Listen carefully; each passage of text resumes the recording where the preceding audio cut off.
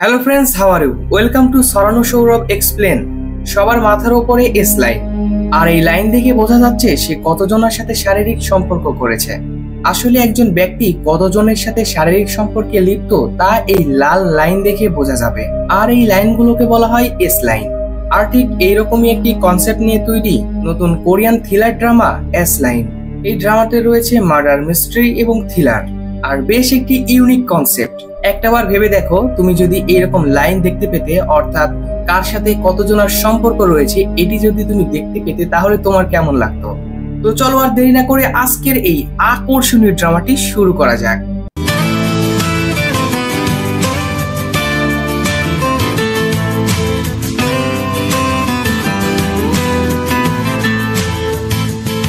এপিসোডের শুরুতে আমরা এই ড্রামার মেন ক্যারেক্টারকে দেখতে পাই, আর এর নাম হচ্ছে ইয়ন। তার রুম দেখে মনে হচ্ছে সে অনেক দিন ধরে ঘরের বাইরেই যায়নি। এরপরে ইয়ন তার রুমের জানালাটি খুলে নিচে একটি মেয়েকে দেখতে পায় যার নাম সিওনে। এরপরে আমরা দেখতে পাই সিওনের আঙ্কেল তাকে গাড়িতে বসতে বলে এবং তাকে বলে আমি তোমাকে স্কুলে নামিয়ে দিয়ে আসি, কিন্তু সিওনে তার আঙ্কেলের গাড়িতে বসতে চায় না। সে বলে আমি এমনি চলে যাব। এখানে ইয়ন সিওনের মাথায় একটি এস লাইন দেখতে পায়। গাড়িতে বসে থাকা সেই মেয়েটির আঙ্কেলের মাথায় অনেকগুলো এস লাইন দেখতে পায়। এর মানে হচ্ছে তার আঙ্কেল অনেকগুলো ফিজিক্যাল সম্পর্ক করেছে। এরপরে ইয়ন তার সামনের বিল্ডিং এর দিকে তাকায়। সেখানে সে একটি মেয়েকে জানালার সামনে দেখতে পায় যার নাম হচ্ছে ইভন। সে ইয়নকে দেখে হাসতে থাকে। ইয়ন তার মাথায় অনেকগুলো এস লাইন দেখতে পায়, আর যখনই তাকে দেখে তার প্রতিবেশী মেয়েটি হাসতে থাকে তখনই ইয়ন তার জানালাটি বন্ধ করে দেয়। এরপরে ইয়ন টিভি দেখতে থাকে। টিভির ভেতরেও সে সব মানুষেরই এস লাইন দেখতে পাচ্ছিল। এরপরে গল্প ফ্ল্যাশব্যাকে চলে যায়। এখানে আমাদের ইয়নের ছোটবেলা দেখানো হয়। ইয়ন যখন ছোট ছিল তখন সে তার বাবার মাথায়ও কয়েকটা এস লাইন দেখতো, আর ইয়ন তখন ড্রয়িং করত। সে এই বিষয়টি ড্রয়িং করেছে। তখন ইয়নের মা তার ড্রয়িং দেখে। ইয়নের বাবার মাথা থেকে একটি লাইন ইয়নের মায়ের মাথাতে এবং ইয়নের মায়ের বোনের মাথাতে। এটাতে ইয়নের মা তো খুব ভালোভাবে বুঝে যায় যে তার হাজবেন্ডের তার নিজের বোনের সাথেই সম্পর্ক রয়েছে।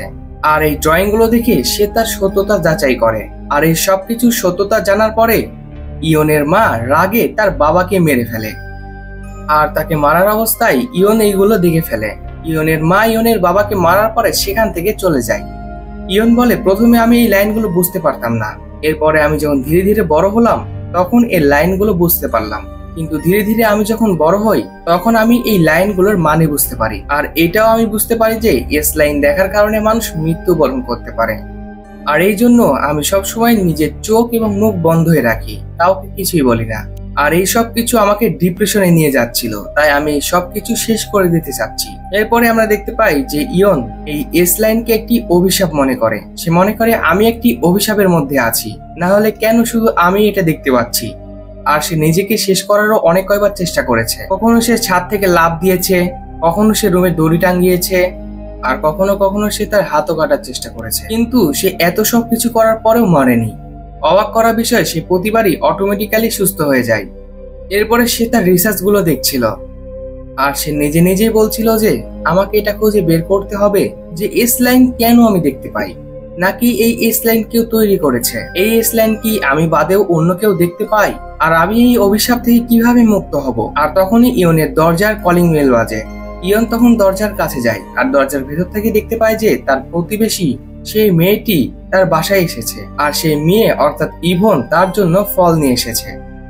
আর সে বাইরে থেকে কলিং বেল বাজিয়ে যাচ্ছে, কিন্তু এত সবকিছুর পরেও ইয়ন দরজা খোলেই না। এরপরে ইভন বাইরে সিঁড়িতে বসে পড়ে আর বলতে থাকে কিছুদিন আগেই তোমার পাশের বিল্ডিং এ আমি শিফট হয়েছি। প্রথমে আমি কেক নিয়ে আসতে চেয়েছিলাম, তারপরে ভাবলাম হয়তো তুমি নাও খেতে পারো, তাই ফলমূল নিয়ে আসলাম। ইয়ন তার কোনো কথার উত্তরই দেয় না। তখন ইভন বলে আমি এই ফলমূলগুলো এখানেই রেখে যাচ্ছি, তুমি এই ফলগুলো এখান থেকে নিয়ে নিও। আর এটা বলে সে সেখান থেকে চলে যায়। আর ইভন চলে যাওয়ার পরেই ইয়ন সেই ফলগুলো সেখান থেকে নিয়ে নেয়, আর রুমে এসে সেই ফলগুলো তো এমন ভাবে খেতে শুরু করে মনে হচ্ছে সে অনেকদিন ধরে কিছুই খায়নি। পরের দিন আমরা সেই মেয়েটির আঙ্কেলকে দেখতে পাই যার নাম হচ্ছে জিও। সে একজন পুলিশ অফিসার, আর এই ড্রামার মেন ক্যারেক্টার। আমরা দেখতে পাই সে পুলিশ স্টেশনের ভেতরে যায় আর তার কলিগদের সাথে কথা বলতে থাকে। পরে তার এক কলিগের সাথে সে রোমান্স করতে থাকে। পরের দিন আমরা সিওনিকে দেখি। তার স্কুলের একজন মেয়ে যার নাম হাইয়ং অনেকগুলো মেয়ের সাথে মিলে সিওনিকে র্যাগিং করছে।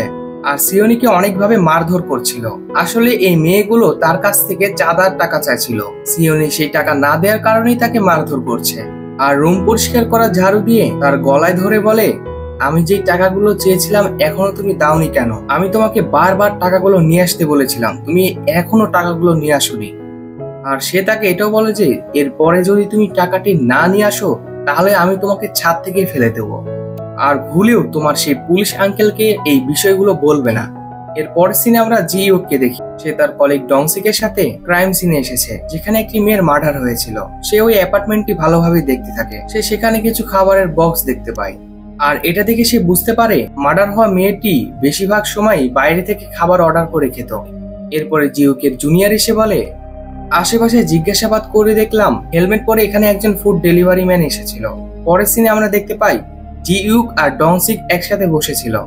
তারা এই ক্রাইম সিনগুলো নিয়ে কথা বলছিল, যেখানে ডনসিক জি ইউককে বলে, মেয়েটির সাথে তো সেক্সুয়াল হ্যারাসমেন্ট হয়নি, আর ওর তো কোনো শত্রুও নেই, আর গতকালকে রাত্রে তো সে কোনো খাবারও অর্ডার করেনি, আর ঘর থেকে কোনো টাকা পয়সাও চুরি হয়নি। আর এটার মানে হচ্ছে কোনো না কোনো সাইকোপ্যাথ আছে। তুমি কি ওর লাভ লাইফ সম্পর্কে রিসার্চ করেছো?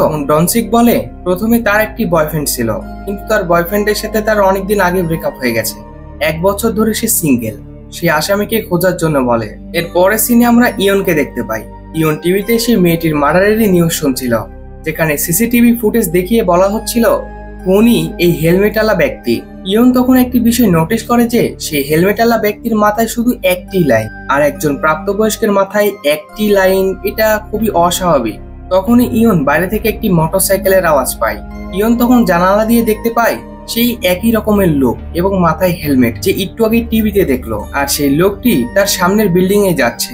ইয়ন তখন তাড়াতাড়ি করে পুলিশ স্টেশনে ফোন করার জন্য মোবাইল হাতে নেয়, কিন্তু তখন এসে দেখে তার ফোনে চার্জ শেষ। সে তখন তার ফোনটি চার্জে দিয়ে জানালা দিয়ে তাদের উপরে নজর রাখার জন্য দেখে। সে তখন জানালা দিয়ে দেখতে পায় সেই লোকটি ইভনের ফ্ল্যাটে যাচ্ছে। এরপরে ইয়ন তাড়াতাড়ি করে তার ফোনটি নিয়ে পুলিশ স্টেশনে কল করে দেয়, আর সে কল করে বলে তার সামনের ফ্ল্যাটে সেই হেলমেটওয়ালা লোকটি ঢুকে পড়েছে। আর তখন ইয়ন দেখে সেই লোকটি ইভনের বয়ফ্রেন্ড। পরের দিন আমরা দেখি হাইয়ন স্কুলে বসে আছে, আর সে দেখছিল আজকে সিওনে স্কুলে আসেনি। আর এটি দেখে সে তার আলমারির বক্স খোলে, আর সেখানে সে একটি জ্যাকেট এবং একটি লাভ লেটার পায়। আর সেই লাভ লেটারটি পেয়ে তারা পড়তে শুরু করে। অপরদিকে জিউক যখনই তার রুমে আসে, সিওনে তার রুম থেকে বের হয়ে এসে তাকে বলে, তুমি কি আমাকে কিছু টাকা দিতে পারবে? জিউক তার মানিব্যাগে থাকা সব টাকাই তাকে দিয়ে দেয়, আর বলে আরো কিছু লাগলে আমি তোমাকে কালকে দিয়ে দিব। আর তখন সে সিওনের গালে একটি আঘাত দেখতে পায়। আর তখন সিওনেকে বলে, আচ্ছা তুমি আজকে স্কুলে যাওনি কেন? আর এই আঘাত কিসের? কেউ কি তোমাকে মেরেছে? তখন সিওনে বলতে থাকে, তাতে তোমার কি? তুমি এটা বলো তুমি আমাকে কত টাকা দিবে। আর এটা শুনে জিউক বলে, আচ্ছা তুমি এত টাকা নিয়ে কি করবে? সিওন কোনো কথা না বলেই তার রুমে চলে যায়। এরপরে জিউকের কাছে ডমজিগের কল আসে, আর সে জিউককে কল করে বলে, কালকে তোমার বিল্ডিং এর কাছ থেকে একজন আমাদেরকে কল করেছিল, আর সে হেলমেট পরা ব্যক্তিটির বিষয়ে কথা বলছিল। তুমি কি তার সাথে যে দেখা করতে পারো? আর জিউক যেখানে দাঁড়িয়ে ছিল সেখান থেকে সেই ইয়নের অ্যাপার্টমেন্টই দেখছিল, আর সেই অ্যাপার্টমেন্টটি সম্পূর্ণ ঢাকা ছিল, আর সেই অ্যাপার্টমেন্টের রুমের কাজগুলো সম্পূর্ণ ঢাকা ছিল। এরপরে জিউক ইয়নের বাসায় গিয়ে কলিং বেল বাজাতে থাকে, আর বলতে থাকে, আমি আর্ক পুলিশ স্টেশন থেকে এসেছি। ইয়ন তাকে ডোর হোলের মাধ্যমে দেখে, আর দেখে দবকে যায়, কারণ সে এত কাছে থেকে অনেকগুলো এসলাইনওয়ালা ব্যক্তিকে দেখছে। আর তখনই ওপরে সিঁড়ি দিয়ে একজন লোক নেমে আসছিল। সেই লোকটি জিউককে বলতে থাকে, ওকে ডেকে কোনো লাভ নেই, সে কখনোই বাইরে আসবে না। আর সেগুলো বলে সেখান থেকে চলে যায়। এরপরে ইয়ন একটু সাহস করে দরজা খোলে, আর দরজার একটু কাছে এসে বলে, গতকালকে রাতে আমার একটু ভুল বোঝাবুঝি হয়ে গিয়েছিল।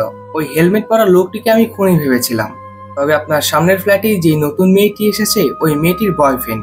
জিউক তখন ইয়নকে বলে, তুমি তো একজন স্টুডেন্ট, তুমি স্কুলে যাও না কেন?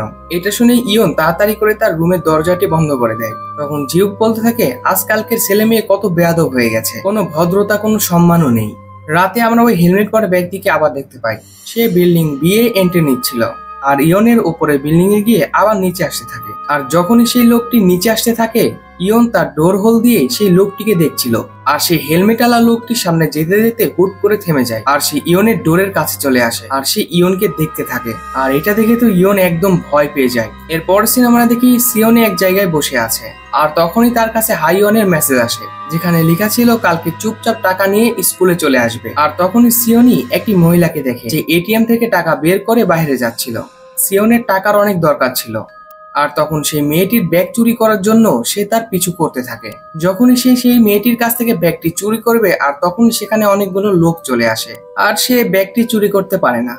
এর পরের সিনে আমরা দেখি ডমজিক জিউককে বলে, ভিকটিমের এক্স বয়ফ্রেন্ডের সম্পর্কে খবর নিয়েছি, আর অবাক করার বিষয় হচ্ছে আপনার এরিয়ার বিল্ডিং বেয়েই সে থাকে, যার নাম হলো জিয়ংমিন, আর সে আর্ট স্কুলের টিচার। জিউক তার ছবি দেখে আর ছবি দেখেই তাকে চিনে ফেলে, কারণ সে সেই ব্যক্তি ছিল যে আজকে সকালে ইয়নের দরজার কাছে যখন দাঁড়িয়েছিল তখনই দেখেছিল, কিন্তু তখন সে চশমা পরেছিল। ডমজিক তখন জিউককে আরেকটি গুরুত্বপূর্ণ বিষয় বলে, গত মাসে যে মেয়েটির মার্ডার হয়েছিল এই জিয়ংমিন অর্থাৎ এই লোকটি ওই মেয়েটির জিমেও যেত, তার মানে এর কানেকশন দুই ভিকটিমের সাথেই, আর এটা তো কোনো কোইন্সিডেন্স হতেই পারে না। তখন তারা দুজন সিয়ংমিং এর অ্যাপার্টমেন্টে যাওয়ার জন্য দাঁড়ায়, আর তখনই জিউকের কাছে হসপিটাল থেকে একটি কল আসে যে হসপিটালে তার বাবা অ্যাডমিট ছিল। তখন জিউক ডংসিককে বলে, তুমি জিয়ংমিং এর বাসায় গিয়ে ইনভেস্টিগেশন করো, আমি একটু পরে আসছি। এরপরে সে হসপিটালে চলে আসে, যেখানে নার্স তাকে বলে আপনার বাবা হঠাৎ করে গায়েব হয়ে যায়, আমরা তাকে খুঁজে পাচ্ছি না। জিউক এটা শুনতেই তাড়াতাড়ি করে ছাদে চলে আসে, আর এটা দেখে মনে হচ্ছিল সে আগে থেকেই জানতো যে তার বাবা এখানে আছে। সে বিল্ডিং এর ছাদে গিয়ে দেখে যে তার বাবা একদম ছাদের ধারে দাঁড়িয়ে আছে, আর তখন হসপিটালের স্টাফ এসে তাকে নিচে নামিয়ে নেয়। এইদিকে ডমজিক জিয়ংমিং এর অ্যাপার্টমেন্টে পৌঁছে যায়। যখনই সে রুমে প্রবেশ করে সে সব জায়গায় অন্ধকার দেখে। সে লাইট অন করে আর একটি রুমের ভেতরে প্রবেশ করে, যে রুমটি সম্পূর্ণ লাল ছিল আর সেখানে অনেক দড়িও পড়েছিল। সে জিউককে ফোন করে বলতে থাকে, আমাকে এখানে কোনো সমস্যা মনে হচ্ছে। জিউক তাকে বলে, আমি রাস্তার মধ্যে আছি, অল্প সময়ের মধ্যে আমি চলে আসবো। আর তখনই আমরা দেখি জিয়ংমিং সেই রুমে লুকিয়েছিল, আর সে হঠাৎ করে ডগজিকের মাথার উপরে লোহার দণ্ড দিয়ে বাড়ি দেয় আর ফোনও কেটে যায়। জিউক তখন ডগজিককে কল করে, কিন্তু তারপরেও কল ধরে না ডগজিক। আর এটাতে জিউক বুঝতে পারে অবশ্যই কোনো না কোনো সমস্যা হয়েছে, আমাকে তাড়াতাড়ি সেখানে যেতে হবে। জিয়ংমিন ডগজিককে সেখানে বেহুশ করে বেঁধে ফেলে। এরপরে সে একটি হেলমেট পরে নেয়, এরপরে চশমা লাগায়। সে আয়না দেখে বলতে থাকে, শুধু আর একজন বাকি। এরপরে সে বিল্ডিং এর নিচে চলে আসে, আর তাকে নিচে আসার সময় ইয়ন তাকে জানালা দিয়ে দেখে ফেলে। ইয়ন তখন তার এস লাইনটি দেখতে পায়, সে দেখতে পায় তার এস লাইন ইভনের সাথে কানেক্ট, আর সে তারই অ্যাপার্টমেন্টে যাচ্ছে। সে আবারও পুলিশ স্টেশনে কল করে, আর কল করতে যেয়ে দেখে তার ফোনে চার্জ আবারও শেষ। এই জন্য সে তাড়াতাড়ি করে তার রান্নাঘর থেকে একটি চাকু নিয়ে সে বিল্ডিং এর নিচে চলে আসে। আর এতদিন পরে সে রুমের বাইরে এসেছে, যার কারণে সে ঠিক মতো হাঁটতেই পারছিল না, যেটার কারণে সে সেখানে মাথা ঘুরে পড়ে যায়। আর তখন সে তার মাকে ইমাজিন করতে শুরু করে। তার মায়ের হাত রক্তে লাল হয়েছিল, আর সে তার মায়ের হাতের দিকে হাত বাড়াচ্ছিল। অপরদিকে জনমিং ইভনের অ্যাপার্টমেন্টে চলে এসেছে। ইভন তো প্রথমে তাকে দেখে মনে করে তার বয়ফ্রেন্ড এসেছে, কিন্তু জংমিং যখনই তার হেলমেটটি খুলে ইভন তাকে দেখে হয়রান হয়ে যায়। সে অবাক হয়ে বলতে থাকে, জিয়ংমিন তুমি এখানে কি করছো? এরপরে আমরা দেখতে পাই জিয়ংমিনও ইভনের মাথায় এস লাইন দেখতে পাচ্ছে, আর তখন জংমিন ইভনের গলা টিপতে শুরু করে আর বলতে থাকে, এটা করলে আমরা সবাই বেঁচে যাব, আজকে তোমাকে মেরে ফেলবো আমি। আর ঠিক তখনই সেখানে ইয়ন চলে আসে।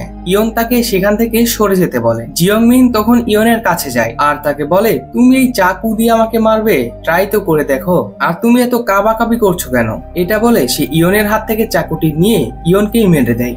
আর তখন ইয়ন মেঝেতে পড়ে বেহুশ হয়ে যায়। এরপর আমরা দেখি জিউকও সেখানে চলে এসেছে, আর সে জিয়ংমিং এর বিল্ডিং এর দিকে যেতে থাকে। সে জিয়ংমিং এর রুমে যাওয়ার আগেই দেখে ইয়নের রুম খোলা, আর ইয়নের রুম খোলা দেখে সে তার রুমে ঢুকে পড়ে। সে তার রুমের সবকিছুই আস্তে আস্তে পর্যবেক্ষণ করতে থাকে। অপরদিকে জিয়ংমিন ইভনকে মারার চেষ্টা করতে থাকে, আর হঠাৎ করে তার চশমাটি খুলে যায়। আর তখন সে পাগলের মতো চিল্লাতে চিল্লাতে তার চশমাটি খুঁজতে থাকে আর বলতে থাকে, আমার চশমাটি কোথায়? আর কিছুক্ষণ খোঁজার পরে সে তার চশমাটি পেয়ে যায়, আর সেই চশমাটি পাওয়ার পরে সে হাসতে শুরু করে, আর সে ইভনকে আবারও মারার চেষ্টা করে। এবারে ইভনের চিৎকার জিউক শুনতে পায় ইয়নের রুম থেকেই। সে ইয়নের রুম থেকেই তাকিয়ে দেখে, সে দেখতে পায় জিয়ংমিন ইভনকে মারছে, আর তার পাশেই ইয়নও সেখানে পড়ে আছে। এরপর আমরা দেখি ইয়নেরও হোঁশ চলে আসে, কারণ সে অটোমেটিক্যালি সুস্থ হয়ে যেত। ইয়ং তখন জিয়ংমিং এর পায়ে চাকু মেরে দেয়, আর তখন জিয়ংমিন চিল্লাতে থাকে। আর তখনই জিয়ংমিন সেই চাকুটি নিয়ে ইয়নকে চাকু মারতে যায়, আর তখন জিউক ইয়নের রুম থেকে তাকে শুট করে দেয়, আর তখন সে মেঝেতে পড়ে যায়। আস্তে আস্তে তার চোখ বন্ধ হয়ে আসছিল, আর সে বলতে থাকে, এই লাইন গায়েব হয়ে যাচ্ছে। এরপরে সেখানে পুলিশ আর অ্যাম্বুলেন্স চলে আসে, আর রাস্তার পাশে ইয়ন সেখানে বসেছিল, যেখানে জিউক এসে তার সানগ্লাসটি দেয়। সে বেহুশ হয়ে পড়ে যাওয়ার জন্য সেই সানগ্লাসটি সেখানে পড়েছিল। জিওংমিনের ডেড বডি দেখে ইয়ন সে নিজে নিজে বলতে থাকে সেও কি এস লাইন দেখতে পেত, কিন্তু কিভাবে দেখবে। তখন সে মনে করতে থাকে যখন জিওংমিং এর চশমা নিচে পড়ে গিয়েছিল তখন সে পাগলের মতো সেই চশমাটি খুঁজছিল। আর তখন সে নিজে নিজে বলতে থাকে সে কি ওই চশমার সাহায্যে এস লাইন দেখতে পেত নাকি। সেখান থেকে যখন সব লোক চলে যায় জিউক ইয়নকে বলে তুমি কি শিওর যে তোমার হসপিটালে যাওয়ার দরকার নেই। ইয়ন তাকে মানা করে দেয় যে না আমার দরকার নেই, আর তাকে বলে একটু আগে যে ব্যক্তিটি মারা গেল সে কে ছিল। জিউক তখন বলে এটি আমি তোমাকে পরে জানাবো। আর তখন সেখানে সিওনে চলে আসে আর সে ইয়নকে দেখে বলতে থাকে এই রাতে আবার সানগ্লাস কে পরে। জিউক তখন সিওনেকে বলে তোমরা কি একে অপরকে চেনো। এখানে তারা দুইজনের কেউই এটার জবাব দেয় না। পরের সিনে আমরা দেখি জিউক সিওনের রুমে আসে। সিওনে তাকে বলে তুমি যদি টাকা না নিয়ে এসে থাকো তাহলে আমার রুমেও আসার দরকার নেই। আর যেটার কারণে জিউক তাকে বলে তোমার কি মনে হয় আমি কি তোমার এটিএম নাকি। তখন জিউক সিওনেকে বলে আচ্ছা তোমার স্কুলে কি কিছু হয়েছে বলে আমাকে বলো, যদি কোনো সমস্যা হয়ে থাকে তাহলে আমরা দুইজন একসাথে সেটি সমাধান করব। তখন সিওনে তাকে বলতে থাকে তুমি কি সলভ করবে, গার্ডিয়ান হয়ে আমার স্কুলে যাবে আর হঠাৎ করে আবার গায়েব হয়ে যাবে যখন আমাকে নিয়ে তোমার কোনো পরোয়াই নেই। তো এই অভিনয় করা বাদ দাও। জিউক তাকে বলে আচ্ছা ঠিক আছে বাদ দাও। এটা বলে জিউক সেখান থেকে চলে যেতে লাগে। আর তখন সিওনে তাকে বলে ইয়ন নামের ওই মেয়েটির পুরো নাম শিয়ন। সে আমার মিডল স্কুলের ক্লাসমেট ছিল। ও যখন একেবারেই ছোট ছিল তখন তার মা তার বাবাকে মেরে কোথায় পালিয়ে গিয়েছিল। এরপরে আমরা ইয়নকে দেখি সে বসে থেকে নিজে নিজে বলছিল যে প্রথমবার আমার এরকম মনে হচ্ছে এস লাইন দেখে কারো জীবনও বাঁচে। আর তখনই তার ফোনে একজনের এসএমএস আসে যে এসএমএস এ লেখা ছিল আমিও তোমার মতো এস লাইন দেখতে পারি, আমার সাথে আর্ক হাই স্কুলে দেখা করো। তো এখনই আমাদের চ্যানেলটি সাবস্ক্রাইব করে ফেলো। তো এই এপিসোডটি এখানে শেষ হয়ে যায়। ভিডিওটি ভালো লেগে থাকলে লাইক কমেন্ট এবং শেয়ার করতে পারো। আর তুমি যদি আমাদের চ্যানেলে নতুন হয়ে থাকো তো এখনই আমাদের চ্যানেলটি সাবস্ক্রাইব করে রাখো যাতে প্রতিনিয়ত এই ধরনের আকর্ষণীয় ভিডিও সবার আগে তোমার কাছে পৌঁছে যায়। তো ভিডিওটি শেষ পর্যন্ত দেখার জন্য অসংখ্য ধন্যবাদ।